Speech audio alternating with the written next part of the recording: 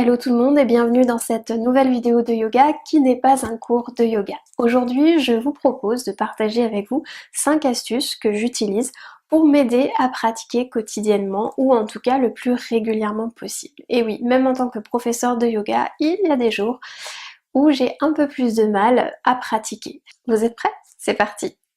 La première astuce, eh bien, c'est tout simplement d'arrêter d'attendre quelque chose de spécial du fait de pratiquer régulièrement. Lorsque je parle de pratique, je parle de pratiquer au sens global du terme, c'est-à-dire que j'englobe à la fois la pratique posturale, évidemment, la pratique de la respiration, du pranayama, mais aussi la pratique de la méditation et des techniques de relaxation. Si vous vous fixez des objectifs, vous risquez de ne pas avoir de satisfaction peut-être assez vite et du coup de laisser tomber en cours de route, ce qui serait dommage. Voyez plutôt ça comme une exploration, comme un temps pour vous faire plaisir. Je pense qu'il faut plutôt voir ça comme un moment vraiment où vous vous faites plaisir. Vous choisissez en fait de prendre soin de vous. Un temps pour explorer votre respiration, un temps pour revenir à votre corps, un temps pour méditer, un temps pour vraiment vous relaxer. Voilà, donc je pense qu'il faut vraiment ne pas attendre de résultats en particulier. Ça peut sembler surprenant dans le mode de vie dans lequel on se trouve actuellement de ne pas se fixer d'objectifs, de ne pas attendre de résultats, mais par rapport à la pratique du yoga, je pense que c'est ce qu'il y a de plus sain, de plus adapté. La deuxième astuce, c'est d'avoir votre matériel de pratique, que ce soit votre tapis, votre coussin de méditation, vos bols tibétains, tout autre matériel qui vous sert dans votre pratique, et bien de l'avoir facilement à disposition. Parce que par exemple, si c'est bien caché tout au fond d'un placard, ça risque très franchement de beaucoup moins vous motiver pour le sortir et vous aider à avancer dans votre pratique. Donc l'idée c'est vraiment que ce soit facile d'accès. Choisissez aussi un matériel tant qu'à faire qui vous plaît le plus possible. Ça peut peut-être paraître superficiel de dire cela dans le monde du yoga, mais si vous choisissez des couleurs, des textures qui vous plaisent, vous allez pouvoir vous construire un petit cocon, votre bulle à vous, et ça va vous donner envie d'être dessus, envie de pratiquer avec, vous allez juste être bien.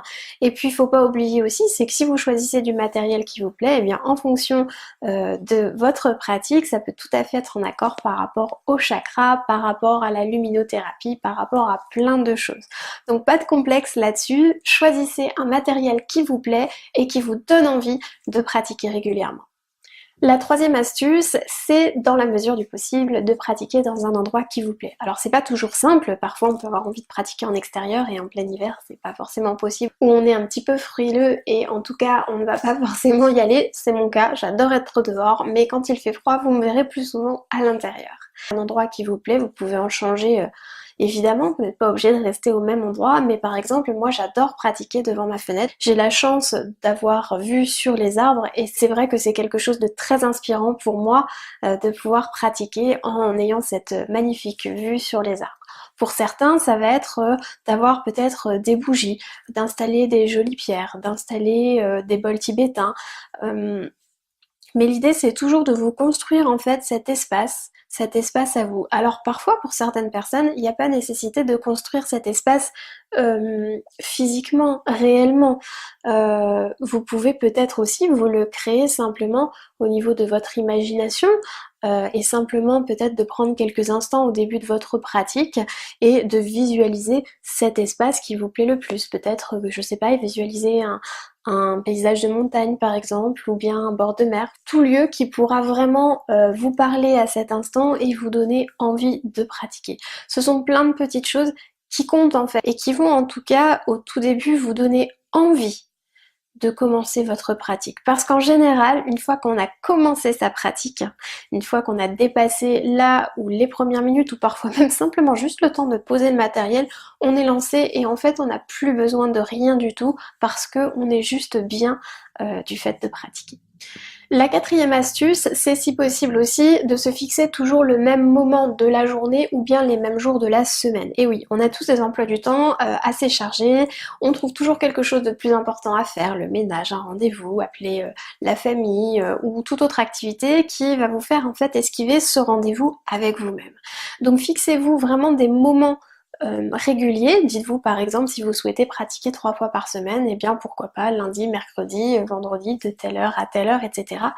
et essayez de vous y tenir le plus possible. Ça veut pas dire vous y astreindre coûte que coûte. Et ça ne veut pas dire non plus que si vous n'avez pas la possibilité d'effectuer une des séances, il faut vous torturer, culpabiliser, etc. Non, pas du tout. La vie est un mouvement permanent, donc les choses avancent, les choses font que parfois ce qu'on avait prévu, c'est pas forcément possible. Il faut être capable aussi d'accueillir cela, de le dépasser, mais surtout ce qu'il ne faut pas, c'est se dire bon tant pis, je n'ai pas fait cette séance, j'arrête les suivantes. Non, pas du tout. Reprenez simplement la fois d'après et tout se passera bien et vous vous sentirez vraiment bien. La cinquième et dernière astuce de cette vidéo, c'est de choisir une durée de pratique qui correspond à votre mode de vie. Il vaut mieux pratiquer 15 minutes plusieurs fois par semaine plutôt que 2 heures par mois. Je ne vous apprends rien, je pense que vous vous en doutez. Donc si vous avez uniquement la possibilité d'intégrer des formats de 15 minutes, eh bien 15 minutes c'est déjà très bien, c'est 15 minutes, c'est un rendez-vous avec vous-même, c'est 15 minutes rien que pour vous. Si vous avez la possibilité d'en faire 30, faites 30, 1h30, et puis même si vous ne faites que 15, et puis même si vous faites 15 minutes, rien ne vous empêche de temps à autre de vous accorder plus longtemps. Mais pour ce qui est de la pratique régulière, fixez-vous vraiment une durée que vous allez pouvoir tenir. De même que la fréquence, fixez-vous une fréquence que vous allez pouvoir tenir. Ne vous dites pas, allez, j'en fais absolument tous les jours, alors que vous savez pertinemment que ce sera compliqué par rapport à votre mode de vie, par rapport au fait que vous démarrez, etc. Il faut être patient avec soi-même et il faut savoir aussi être réaliste. En tant que professeur de yoga, j'essaie vraiment de pratiquer chaque jour. Mais pratiquer, c'est très large. Ça ne veut pas dire se poser forcément sur son tapis et rester pendant 2 heures. Ça veut dire aussi pendant que je fais la cuisine, et je prends cet exemple parce que les personnes qui me connaissent me reconnaîtront bien là, je ne suis pas quelqu'un qui aime particulièrement cuisiner.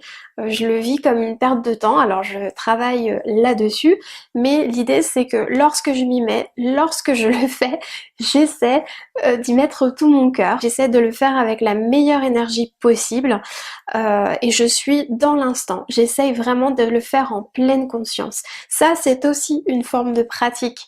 Si vous êtes je dis des bêtises, mais si vous êtes dans la salle de bain en train de vous démaquiller, eh bien prendre le temps d'essayer de ressentir ce qui se passe quand vous vous démaquillez, quand vous passez le coton sur telle partie, etc.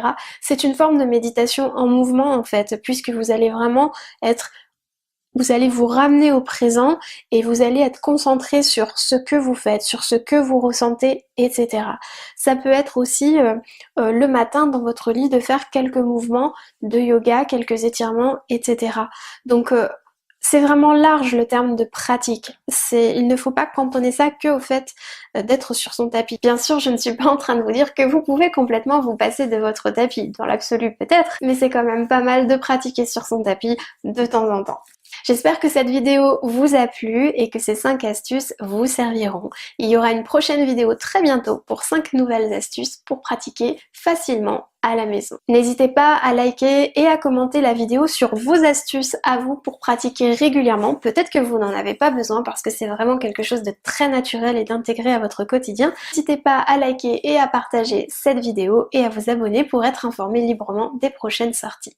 Je vous dis à très bientôt. Namasté!